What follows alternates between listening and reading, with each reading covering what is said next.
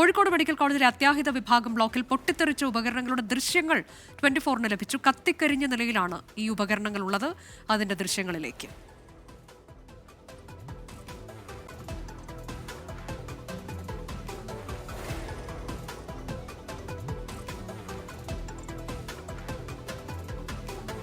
അഭിജിത്ത് മുഴക്കുന്ന വിവരങ്ങളുമായുണ്ട്. അഭിജിത്ത്, ഇത് ഈ ബാറ്ററികളുടെ ദൃശ്യങ്ങളാണെന്ന് മനസ്സിലാക്കുന്നു. വിവരങ്ങൾ എന്താണ്? തീർച്ചയായും അനുജ, ബാറ്ററിയുടെ ദൃശ്യങ്ങളാണ് നമ്മളിപ്പോൾ കാണുന്നത്. കഴിഞ്ഞ ദിവസം തന്നെ നമുക്കറിയാം, ഈ അപകടമുണ്ടായത് UPS മുറിയിൽ ഒരു പൊട്ടിത്തെറി ശബ്ദം കേൾക്കുന്നു, അതിന് പിന്നാലെ പുക ഉയരുന്നു. അങ്ങനെയാണ് ഈ അപകടമുണ്ടായത് എന്നുള്ളതാണ് കണ്ടെത്തൽ. ഏതായാലും അവിടെ ഉണ്ടായ ഷോർട്ട് സർക്യൂട്ടിൽ കത്തിക്കരിഞ്ഞ നിലയിലുള്ള ഉപകരണങ്ങളുടെ ദൃശ്യങ്ങളാണ് നമ്മളിപ്പോൾ കാണുന്നത്. ഏതാണ്ട് 6ഓളം ബാറ്ററികൾ ഈ രീതിയിൽ കത്തി നശിച്ചിട്ടുണ്ട് എന്നുള്ളതാണ് ഈ ഫയർഫോഴ്സ് ഉദ്യോഗസ്ഥരുമായി സംസാരിക്കുമ്പോൾ നമുക്ക് വ്യക്തമാകുന്ന കാര്യം. അവിടെ ഒരു ഷോർട്ട് സർക്യൂട്ട് ഉണ്ടാകുന്നു. അതിനെ തുടർന്നാണ് ചെറിയൊരു തീപിടുത്തം, അതിനെ തുടർന്ന് വലിയ പൊട്ടിത്തെറി.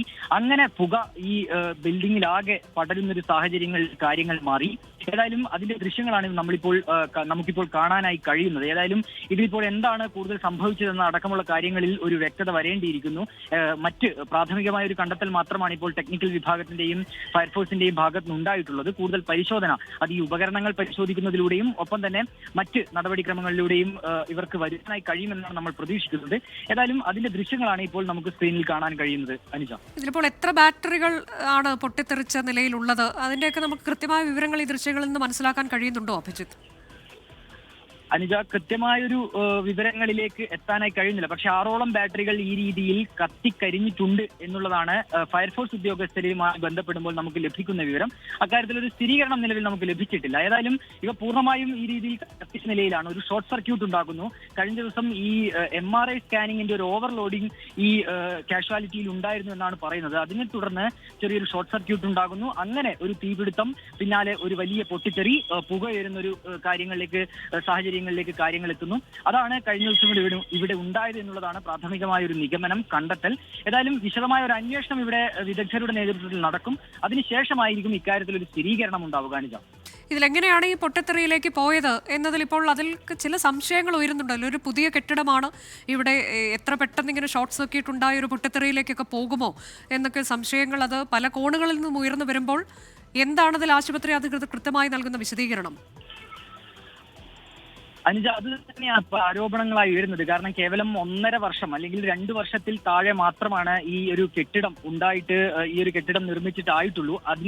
അതിനിടയിലാണ് ഇങ്ങനെ ഒരു അപകടം ഉണ്ടാകുന്നത്. അപ്പോൾ കൃത്യമായ സംവിധാനങ്ങൾ, ഒരു മോണിറ്ററിംഗ് അവിടെ നടന്നിട്ടില്ലേ എന്ന ചോദ്യം സ്വാഭാവികമായും ഉയരാം.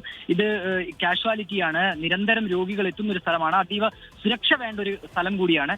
അങ്ങനെയെങ്കിൽ ഈ കാഷ്വാലിറ്റി ഉണ്ടാകുന്ന ഒരു സാഹചര്യത്തിലേക്ക് എങ്ങനെ എത്തി? അത് തന്നെയാണ് ഏറ്റവും പ്രധാനപ്പെട്ട ചോദ്യം. ഏതായാലും അതിലൊരു അന്വേഷണം നടക്കേണ്ടതുണ്ട് അനുജ. അതിനുശേഷം മാത്രമാകും അക്കാര്യത്തിൽ ഒരു സ്ഥിരീകരണം ഉണ്ടാവുക. കോഴിക്കോട് മെഡിക്കൽ കോളേജിലെ അത്യാഹിത വിഭാഗം ബ്ലോക്കിൽ ഇന്നലെയാണ് പൊട്ടിത്തെറി ഉണ്ടായത്. അതിനെ തുടർന്ന് പുക ശ്വസിച്ചാണ് 5 മരണമുണ്ടായിട്ടുള്ളത് എന്ന ആരോപണം ഉയരുന്നുണ്ട്. അതിൻ്റെയൊക്കെ നിജസ്ഥിതി എന്ത് എന്ന് നമുക്ക് അറിയേണ്ടതുണ്ട്. പോസ്റ്റ്മോർട്ടം റിപ്പോർട്ട് വളരെ നിർണായകമാണ്. പോസ്റ്റ്മോർട്ടം നടപടിക്രമങ്ങളൊക്കെ അല്പസമയത്തിനകം ആരംഭിക്കുമെന്ന് നമുക്കറിയാൻ കഴിയുന്നുണ്ട്. അതിനിടെയാണ് ഇപ്പോൾ പൊട്ടിത്തെറിച്ച ഉപകരണങ്ങളുടെ ബാറ്ററിയുടെ ദൃശ്യങ്ങൾ 24-ന് ലഭിച്ചത്. കത്തിക്കരിഞ്ഞ നിലയിലുള്ള ഉപകരണങ്ങളുടെ ദൃശ്യങ്ങളാണ് 24 പ്രേക്ഷകരിലേക്ക് എത്തിച്ചത്.